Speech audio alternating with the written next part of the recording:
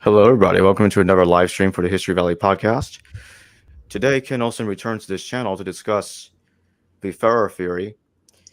The Farrer hypothesis is the idea that Luke used Matthew and Matthew used Mark without the Q document. So it is a rival to the two document hypothesis, but a similar rival to it is something called Matthean posteriority. Now, some of you viewers that have seen my videos before probably watched some of the videos I've done on this with Professor Robert McEwen, Professor Bartosz Adamczewski, and also Professor Alan Garu. They all believe that Matthew used Luke and Mark, but they do agree with the Farrer theory that Q did not exist. So they have that in common, and they also both agree with Mark priority. So Ken, that takes me to my first question. What is it that you think, like, what are the common things between the Farrer theory and Matthean posteriority that you think are there, other than saying that Mark is first? But also, what do you think, if there is a disadvantage, are there any disadvantages to the Farrer theory that could be there that you think that could go in favor of Matthean posteriority?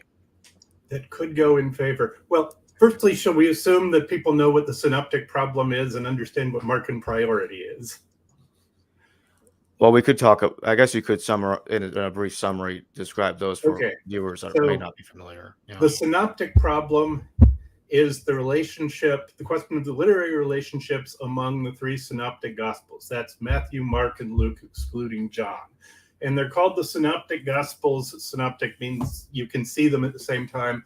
This is a synopsis. You can set them alongside each other in columns like this.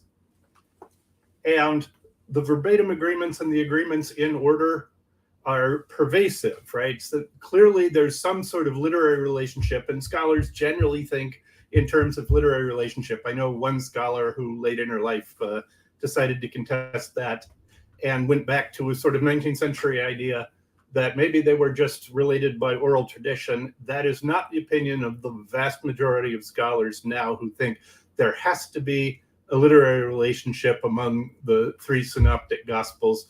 Whatever it is, somebody's reading somebody else and using that material. Okay, and the vastly dominant hypothesis is the Markan priority hypothesis. Mark, the shortest gospel, was written first. Matthew and Luke then used Mark's gospel. And then the disagreement comes in among the three variations of the Markan priority hypothesis. There are actually more than three, but the three basic ones are Luke used Matthew, Matthew used Luke, or they both had a common source, which has been called Q, or from the German Quelle, source, a document that is no longer extant, but existed in the first century or so, and that both Matthew and Luke used. And this is to explain the something like 200 to 250 verses that Matthew and Luke share that are not, in fact, found in Mark, that they could not be getting this from Mark. So we have to hypothesize that.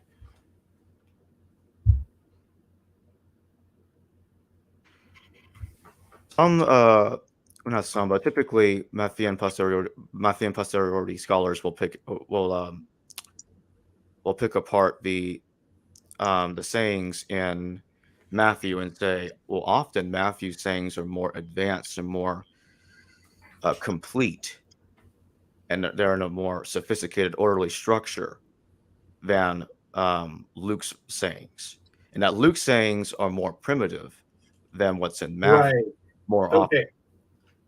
This is the argument from alternating primitivity. Now, scholars that hold the two-documented hypothesis, that is, there's Mark and there's Q, will say there's alternating primitivity. Sometimes Matthew has the more primitive version. Sometimes Luke has the more primitive version. And I don't agree with this. I think in most cases, you could argue it either way. If we set the Matthean version alongside the Lucan version of these sayings, you really couldn't tell outside of the framework of the entire Gospels there, and you really couldn't tell. I think there may be half a dozen very strong cases for Matthew being earlier and exactly 0 strong cases for Luke being earlier. They'll often say that one of the things is that Matthew says that when it talks about what was the verse I'm thinking of? Blessed in spirit. Okay, And the say, poor in spirit. Blessed are the poor in spirit, where Luke just has blessed are the poor. And it's been argued that, Matthew has spiritualized this. Luke means the actual poor, whereas Matthew means he doesn't want to talk about the actual poor, so he says the poor in spirit. I think this is wrong, and it actually goes the other way, that this is based on Isaiah 61 with blessed are the poor, and the poor are the poor in Israel. This isn't the same as people. Luke is universalizing it to apply to all the people who are materially poor. In Isaiah, it means the poor of Israel. Right? It's a technical term, and Matthew is translating that the poor in spirit. Blessed are the poor in spirit. He means that group that Isaiah was talking about. I wanted to talk about, just real quick, there's a variation of the Matthean posteriority theory postulated by Dr. Alan Garu, in Right. which he states that Matthew combines material and Luke and the Didache. I remember watching his presentations on his blog, his website, and he shows the Greek, and he says, well, the Greek in Matthew seems to be a combination of the Greek and Luke and the Didache. What are your thoughts on that? So I'm not familiar with the specific examples. I've read the paper before. I'm not really prepared to refute it. I don't remember exactly which verses he did that, but this is sort of a departure from the Matthean posteriority hypothesis. He's saying, well, okay, but then there's still this other source that's earlier than, I guess, either Luke or Matthew. Yes, he seems to replace the Q document with the Didache, but he points out that the Didache at least exists, whereas the Q document, we have no Right. manuscript for it. So I don't remember the specific examples he uses to try to show that. I've read the paper before. I didn't find it compelling, but no, I'm afraid I can't talk about that at the moment. What do you think about the free document hypothesis, which says, okay, fine, Luke did use Matthew and Mark, but Matthew and Luke still use Q? Okay, this is particularly Ron Price online has advocated a 3 document hypothesis, and my feeling about that is I can't very well show a hypothesis that contains my hypothesis in it to be wrong, right? Anything I can explain with Luke using Matthew, someone who holds 3 documents can explain based on Luke using Matthew. They can always take over any explanation I would offer. My methodological point there is, why do we need this 3rd document? You'd have to show me there's a compelling reason that once you've said that Luke used Matthew, why do we need this other document as well?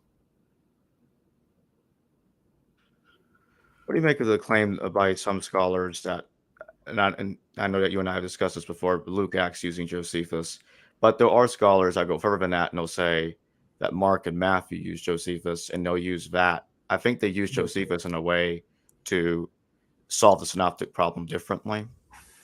Yeah, I'm not familiar with people having Matthew and Mark dependent on Josephus and using that for the synoptic problem. I do agree with Steve Mason's case for at least Acts being dependent on Josephus. I don't generally use that as an argument because people say, oh, well, they could have had, overlapping sources, and you can't prove that. I think Mason makes a good argument in Josephus in the New Testament. I think it's correct, but no, I wouldn't say it was probative enough to use as an argument for the date of Luke or something like that. In your paper, How Luke Was Written,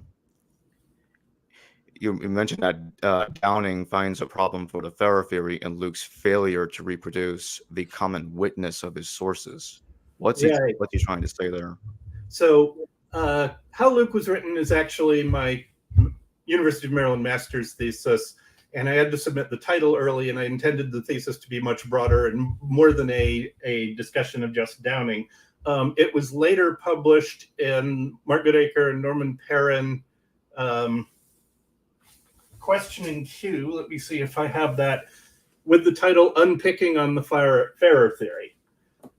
There's I and Ian Mills did an episode of Ian's New Testament review on this, but I'll be happy to go over it in summary form. What Downing argued was that there are certain pericopes, meaning stories or paragraphs or so, certain pericopes in Luke and Matthew that among the what are called the Mark Q overlaps. That term comes from B.H. Streeter's exposition of the two-source theory in 1924, the four Gospels. Mark Q overlaps are triple tradition passages, which means they're in Mark, Matthew, and Luke.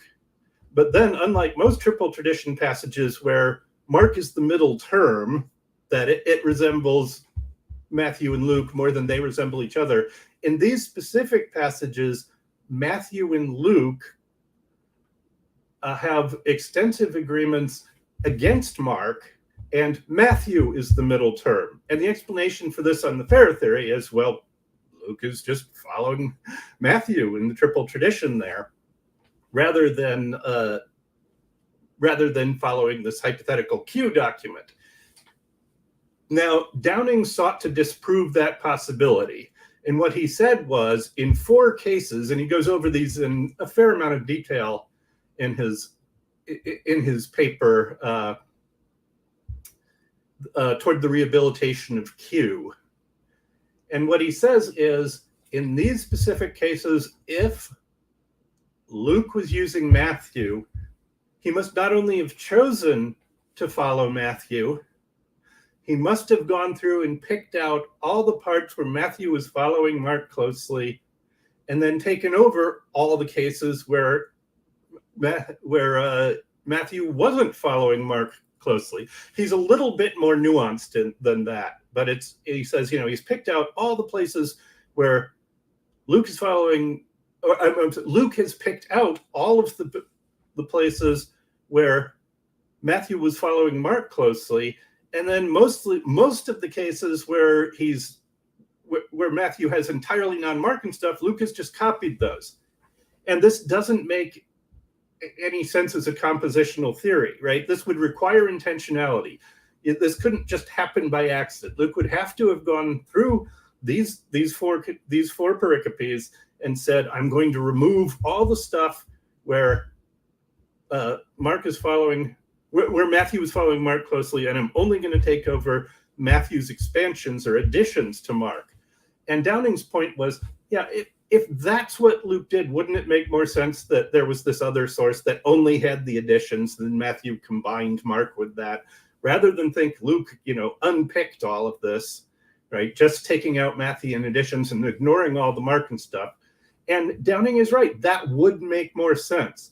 The problem is, if you go through these 4 cases and look, has Luke actually gotten rid of all the places where Matthew was following Mark closely, and kept all the places where Matthew was expanding Mark? The answer is no. There are a huge amount of exceptions, right? In the very first one, it's the Beelzebul pericope. There's, by the ruler of demons, he casts off demons. There's a fairly long verbatim agreement there, and it's in all 3 Gospels. He didn't pick it apart. So in Downing's first 3 cases, there are these places where Luke has retained Matthew, where he's following Mark fairly closely. And Downing, of course, can offer reasons for this, right? In the Baptism and Temptation, he says, well, this one of them is it's a quotation of the Old Testament. So naturally, in that case, Luke would still follow Mark, where Matthew still was following Matthew, where Matthew was following Mark, because it's an Old Testament quotation. But it's still an exception to what he's saying, right? He's saying, well, I know that Luke would have to have done this. And then it's like, well, but he didn't do it in these cases. And then his fourth case, he finally gets to a case where Luke actually has removed the half verse where Matthew was following Mark closely. The problem is he's also removed 1.5 verses where Matthew was just adding material. It doesn't look like like Luke was trying to remove the Mark and the Matthew Mark material and just keep the Matthean material. It looks like he got rid of the first 2 verses in their entirety. He wasn't targeting Mark parallel stuff to take out. So the upshot of this is Downing cannot demonstrate intentionality. There are just too many exceptions to the generalization he makes about what Luke must have done. Okay, that was kind of long, but I hope that covered it. I think it covered it very well.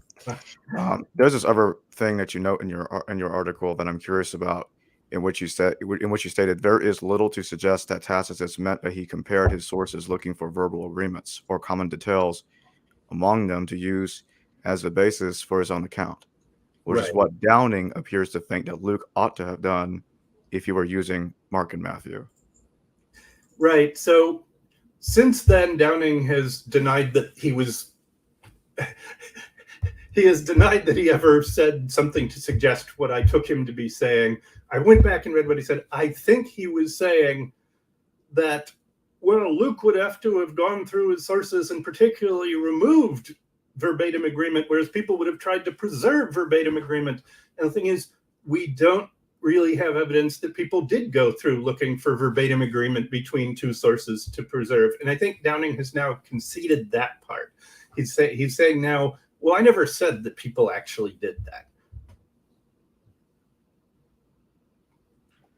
I think there's another theory by Thomas L. Brodie, and I think some of the things that Downing has suggested is the reason why, not specifically because of Downing himself, but I think for similar reasons to this, Thomas Brodie came up with a theory that there was a proto-Luke and a proto-Acts that Mark made use of prior to the Synoptic Gospels. What do you make of that claim? This is one of those one-man theories that, one person holds, and I don't agree with it. What he does is that he thinks there were like 2 versions of Luke Acts, one of which was really close to the Old Testament and one of which was not.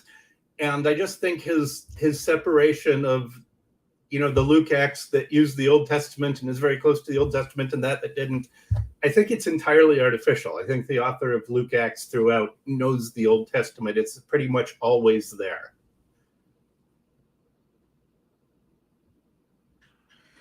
So what is Downing's overall problem? Did he not think that does he not think that Luke could have used Matthew and Mark? What's his overall deal? So he doesn't think he believes in the 2-source theory. He thinks that Matthew and Luke used a Q document and Luke could not have used Matthew. That's not possible in these particular passages where he thinks Luke would have to have removed all of the close Markan parallels, which in fact doesn't happen in the 4 cases that Downing gives.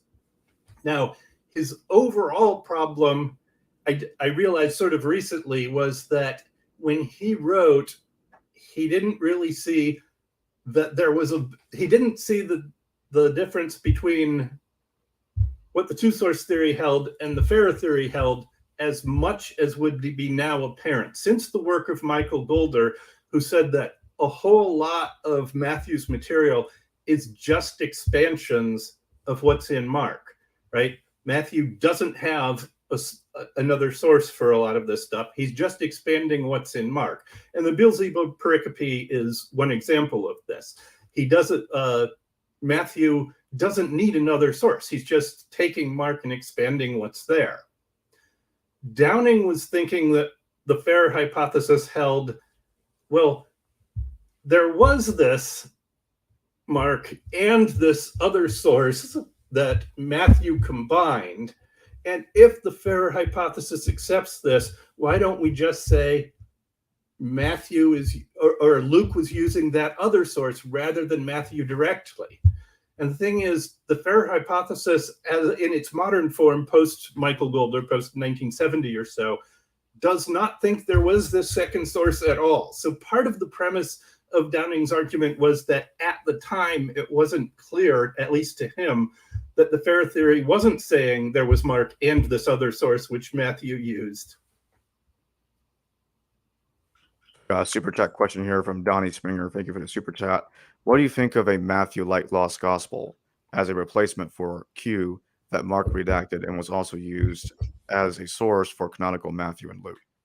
Okay, that's a really good question. The fact is, that could be right. Maybe there was a Matthean-like source, a Matthew-like source that wasn't Matthew, that Luke used that instead of using actual canonical Matthew. The thing is, I would put the burden of proof on the person that wanted to show that. If you're saying there's this Matthew-like source, can you show me exactly where it isn't like Matthew? Because otherwise, why should we assume a Matthew-like source instead of canonical Matthew? Canonical Matthew is a document that we know exists and we have manuscripts of.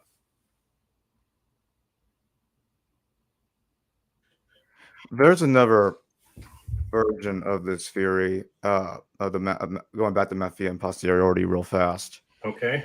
And Bartosz Zamczewski thinks that Matthew uses Mark and Luke, like the other Matthean posteriority scholars believe, but he also includes Acts in his scenario.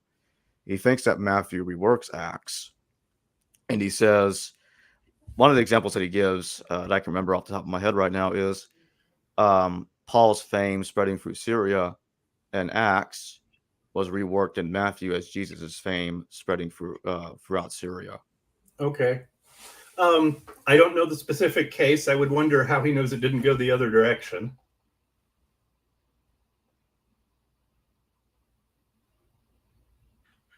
Yeah, so he seems to think that Jesus, to some degree, was resequenced from the apostles and Paul and the ministry, or something Right. of the sorts. So he has a number of theories that go opposite majority opinion, which is fine. So do I.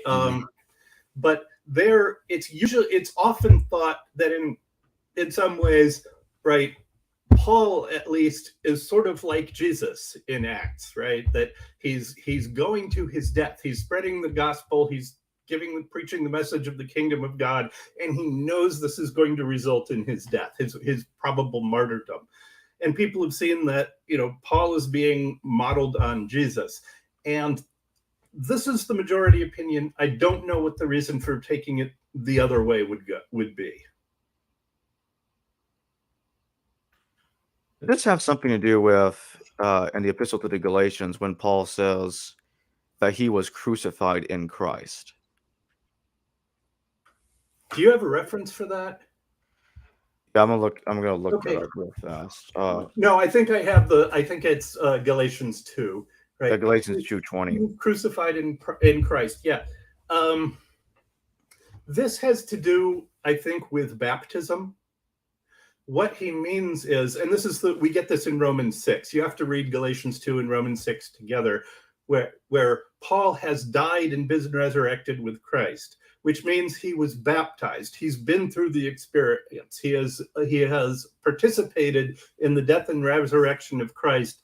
And the Paul that exists now is no longer the Paul that he was before the baptism. He has changed. Now Christ lives in him. He has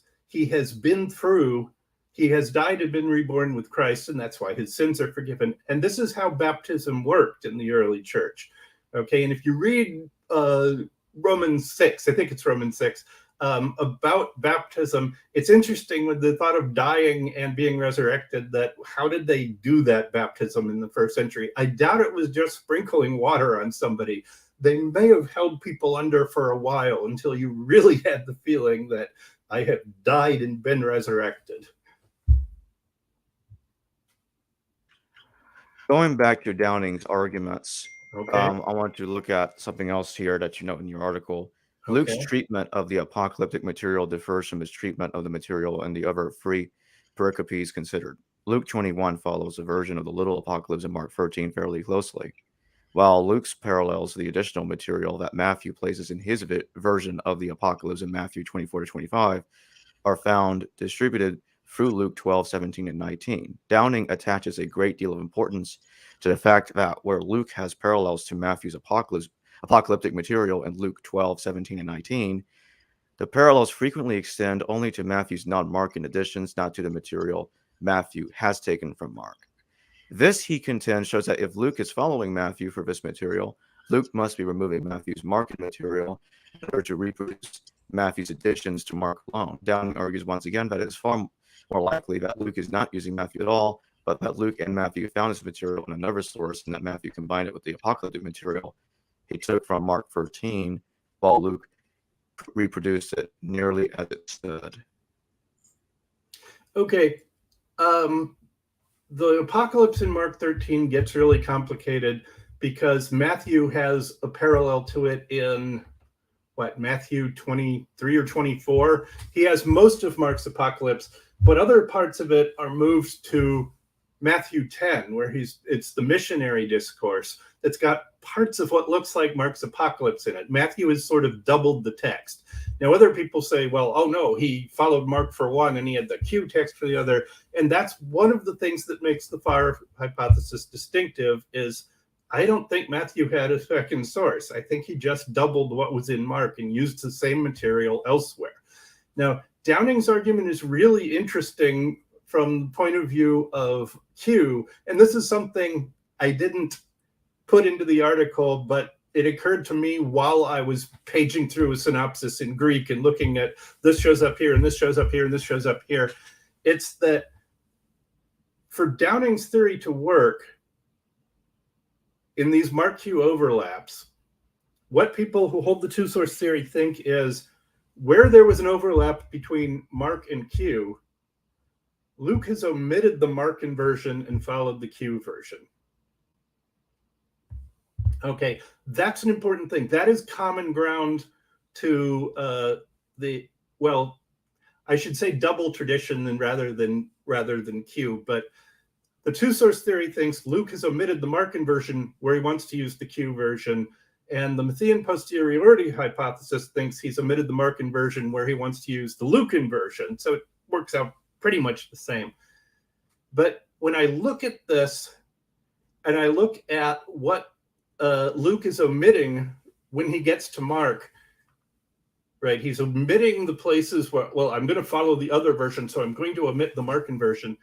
The thing is, I don't think he could even have recognized the parallel version he's using as a parallel to what's in Mark unless he had Matthew's gospel. In Matthew, it's clear because he's following Mark, right? And he's got these expanded versions. If Luke doesn't have Matthew, I can't tell how he would know that some of that apocalyptic material that he's omitting from Mark, why is he omitting it? Because he shouldn't have been able to tell it was a parallel. It's a parallel in Matthew, but it isn't really a parallel in Luke. If you just look at Luke and Mark, it's not clear there's a parallel there. So why is he omitting the Markan version? That's going to be difficult for anyone not looking at a synopsis in front of them to follow. But I'll quit there. Would you also use what you just said as an objection to Matthean posteriority if Luke did not have Matthew, but Matthew had Luke? How did Luke make that separation in the Markan apocalypse? Yeah. Oh, right. So it's a problem. It's particularly a problem in the apocalypse. And yes, it's a problem in the same way. But there, I think Matthean posteriority has an advantage because most of them, they wouldn't necessarily have to say this, but all of the ones I know think that Luke had a non-Markan source to start with before he got Mark and took out the Markan parallels. I think that would still be a problem, but it's not quite the same problem as for the two-document Mark Q hypothesis, because we don't really know what that other source Luke would have been using was. you think about the claim that there were multiple layers of marking redactions or bunches of proto-marks and marks that are hypothesized by some scholars? Well, it's certainly true. I mean, it's certainly possible. Is it true? Is it correct? We can explain a lot of stuff by saying, oh, well, there was this proto-mark and there was, or a deuteromark. Sometimes it's called Marcus rather than proto-mark. And I just think those are unnecessary hypotheses. Like, why do we need a deuteromark when we can just say, you know, Matthew and Luke made their own changes? And where's the textual evidence for this deuteromark? And the usual answer to that is, oh, the textual evidence is my theory that there was such a thing because Matthew and Luke couldn't have acted as they would have to have acted on the theory that one of them used the other.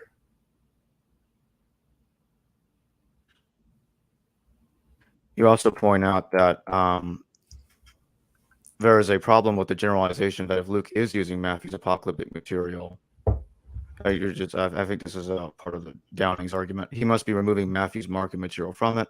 In the course of his analysis of the material in Luke 17 that has parallels in Matthew, Downing notes part of it has similarities with material from Mark that he has repeated almost immediately before Luke 17:31 and 34, Matthew 24:17-18, Mark 13:15-16. Downing acknowledges that Luke 17:31 is the Lucan parallel to Matthew 24:17-18, and he has previously identified Matthew 24:17-18 as a material. There are 9 words that occur in identical form and in the same sequence in all 3 Gospels, as well as several more near parallels. Right. So two points to make there. One is this is an exception where Downing said, oh, if Luke was using Matthew, he would have to have been pulling out all of the places where Matthew followed Mark closely, and so that one verse is, well, that's an exception to that. Like there's a verbatim parallel moving across all 3 Gospels. Luke didn't remove it. The other point there, and I don't think I really addressed this in the article, is one of the objections that's commonly made among against the Farrer hypothesis was that if Luke was using Matthew, he must have taken this apocalyptic material and then used it in multiple different chapters rather than keeping it all together as Matthew did. And it's what people who make that argument are assuming is it's much more likely that Matthew gathered together a bunch of apocalyptic material than that Luke used apocalyptic material in different chapters in his Gospels. There's something like 4 different chapters. And I just don't think that's correct. I think the apocalyptic material in chapter 10 is just taken from Mark 13, and Luke did use Matthew in various different places. He came up with his own order. I don't think there's any reason not to think that. There's another thing that you note about Downing's argument that strongly resembles the Matthean posteriority arguments that I've heard of before, in which you state that Downing notes that there are a few places in the apocalyptic material where Matthew has expanded Mark and Luke has parallels to Matthew's additions to Mark, but without Matthew's Markan material. Despite the fact that Luke has not used the Markan material elsewhere, he fails to include any parallel to the Markan version of this material in Luke 21, where he is dependent on Mark 13. For example, Luke has no parallel to Mark 13:21-23, the saying on false messiahs in his own version of the apocalypse in Luke 21. Luke 17:21-24 and 37 does, however, have parallels to Matthew's expansion of Mark and Matthew 24:23-28.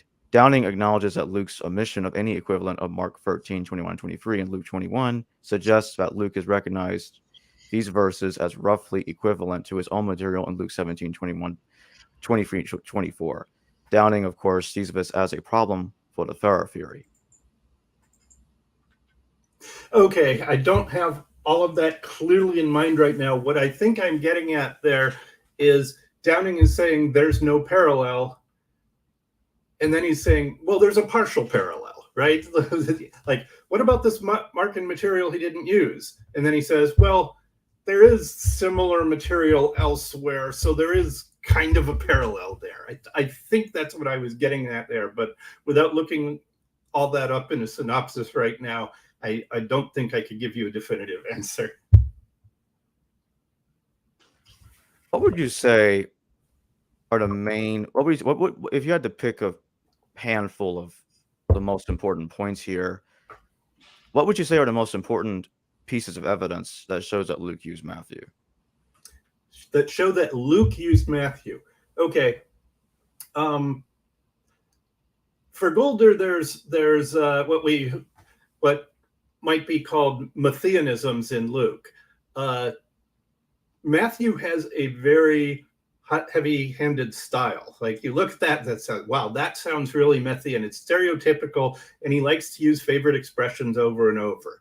And one of the arguments for the earlier form in Luke is Luke is a very wide vocabulary. So if you look at Matthew and it's the stereotypical Matthean version, and you look at Luke and it's like, well, it's not stereotypically Lucan. It's got all kinds of different words in it. It doesn't use the same vocabulary over and over again. It will look like Luke is earlier, but this is an illusion because Luke has a larger vocabulary. There really isn't a stereotypical Lucan vocabulary in the way there is a stereotypical Matthean vocabulary. And then there's the problem that there are things that are stereotypically Matthean that do show up in Luke. Brood of vipers, wailing and gnashing of teeth, little faith, right? These things are things that show up multiple times in Matthew and then once or twice in Luke. Luke only has them where Matthew has them, but Matthew has it in more cases than Luke does. And the usual argument against taking that as being Luke's dependent on Matthew's, well, maybe these were just, Luke, Matthew and Luke had a common source, or Matthew used Luke, and maybe Matthew liked something that was in Luke and used it multiple times, or maybe, these were in Q and Matthew liked them in Q and used them multiple times. This is possible. I don't think that's an argument that should be preferred to the idea that there are Mattheanisms in Luke. And for the Q hypothesis, there's a big problem with it is, once you go there, how do you tell Q apart from Matthew? Anytime Luke and Matthew disagree, well, how do you know that the stereotypical Matthean expression wasn't in Q and Luke got rid of it? You've just said many of Matthew's favorite expressions did come from Q. How do you know that in any case Q would be the earlier version and didn't look like Matthew?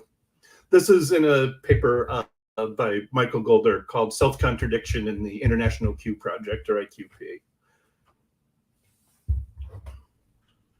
When we look at different reconstructions of the Q document throughout scholarship, there are some disagreement, in some cases some major disagreement. I've heard that in the International Q Project, their version of the Q document is significantly longer than the typical reconstructions that have been done, apparently multiple volumes long. Oh, okay. So the multiple volumes thing, let me see if I can find my copy of the IQP. There's one reconstruction of the International Q Project's Q, right? It's not all, it's a huge volume, but you can actually look online and the entire IQPQ isn't all that long. The reason it's long is it's published alongside commentary. And in the IQP volumes, they show here's the Matthean version, here's the Lucan version, here's parallel passages, and they set these alongside each other and they put sigla as though they're reconstructing a text, just like if they were comparing manuscripts. So yes, there are multiple volumes of it. Then aside from the one big volume, then they have multiple volumes where they do an entire history of scholarship and explain why they came to the decisions they did.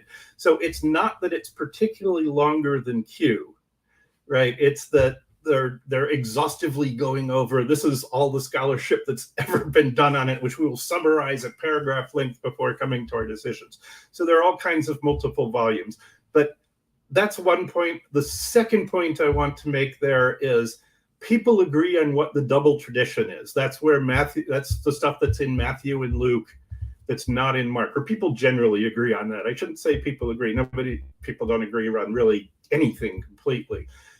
But people like John Kloppenberg think there are other passages that were in Q that didn't make it into both Matthew and Luke, right? And particularly in Luke, they'll look at something and say, this thing in Luke that isn't in Matthew was probably in Q and Matthew didn't use it. But generically, it looks so much like stuff in Q.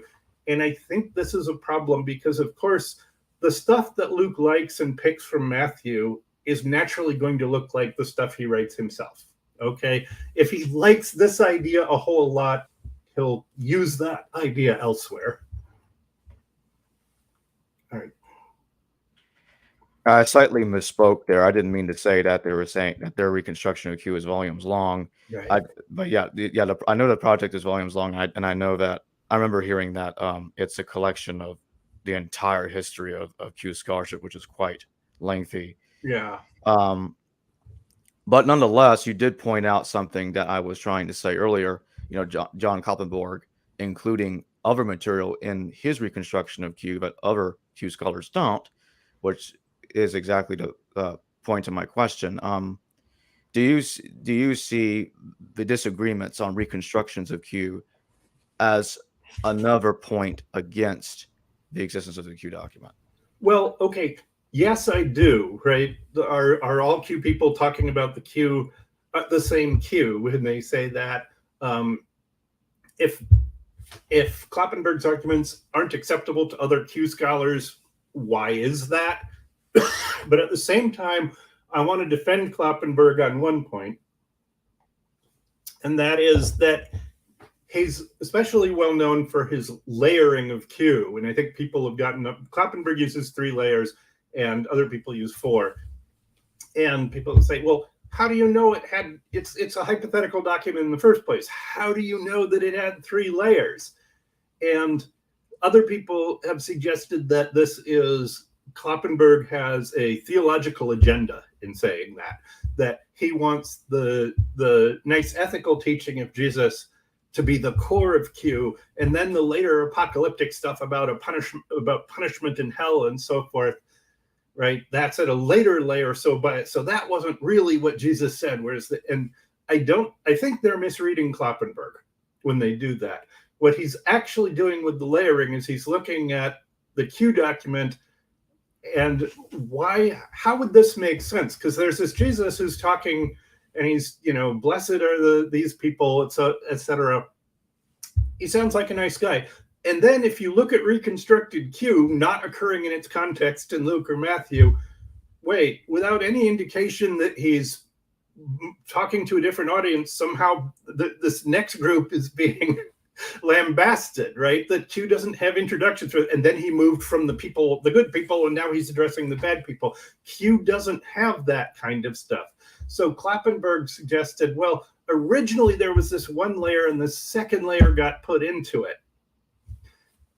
I don't agree with that, but I think that you're right. People have misconstrued what Kloppenberg's literary reasons were for doing that. He has literary reasons for doing it. It's not pursuing a theological agenda. Another super chat here. Donnie Springer again. Thanks again for another super chat, Donnie. His question is there vocabulary distinct to Q from Mark and Matthew? How would we identify it if it were? Right? If it doesn't occur in Matthew, how would we identify it as being in Q? I don't think we really could. Now, is there stuff that occurs only in Q that doesn't occur in Matthew? Are there words? I imagine just randomly there would be words like that. I doubt there are expressions like that. If there were expressions like that, though, wouldn't we say, well, Matthew used it and Luke liked all the examples where Matthew used it so much that he took over all of them? So yeah, if there were a distinct vocabulary of Q, we would have a really hard time methodologically determining what that was.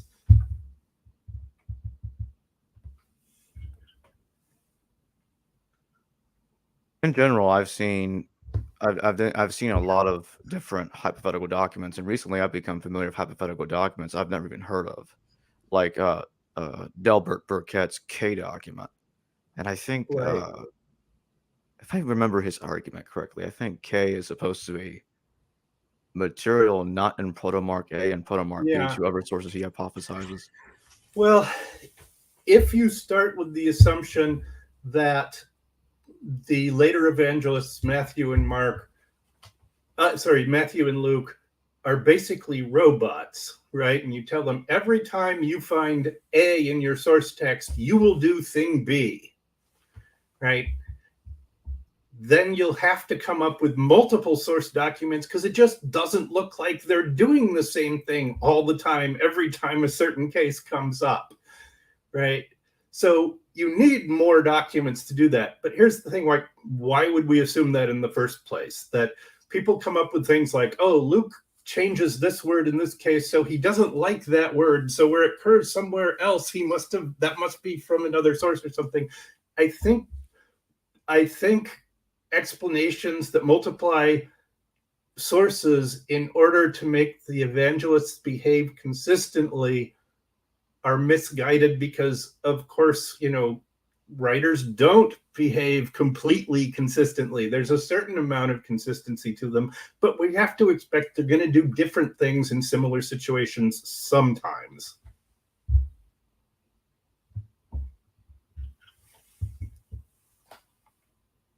Do you think that the Gospels could have used written sources that were lost, early Christian sources that were lost, but probably nothing that we expect the hypothetical documents to have looked like, Well, but something completely different? the answer to all questions is, could this have happened? The answer to all those are yes, it's possible.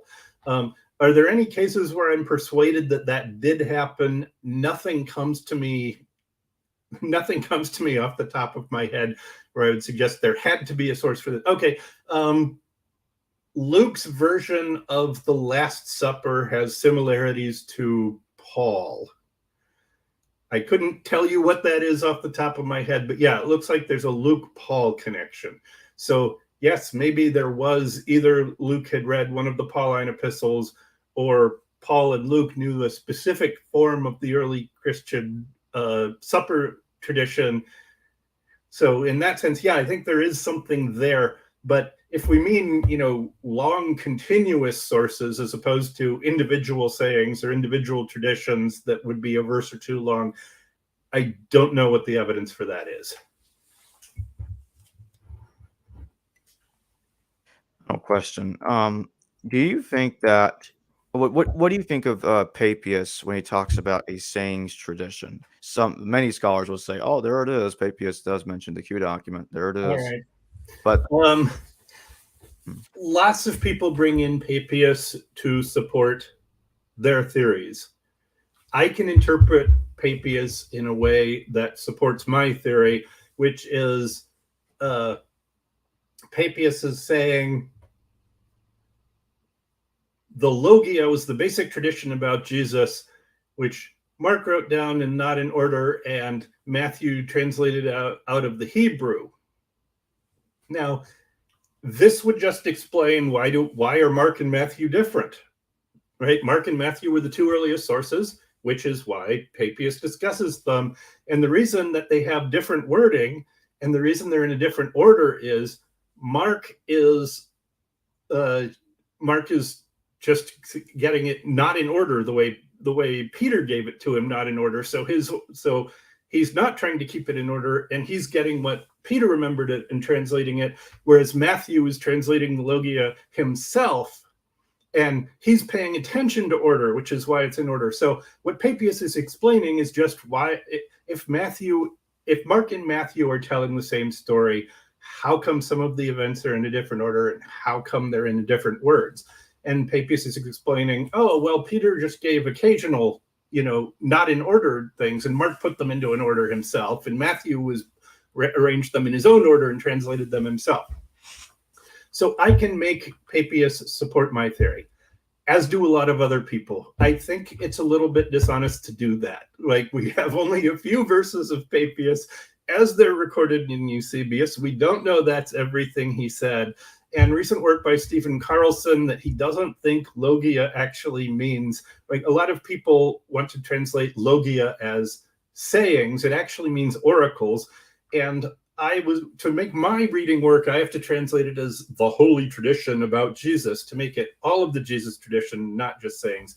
And Stephen Carlson, who's recently produced a critical edition of Papias and done a lot of work on this, thinks, no, Papias actually means oracles, like Old Testament prophecies, that both Matthew and Mark, he's talking about the way they use Old Testament prophecies. I don't know enough at present to tell if Stephen Carlson is right. He's got another volume coming out, and I'll make a decision then.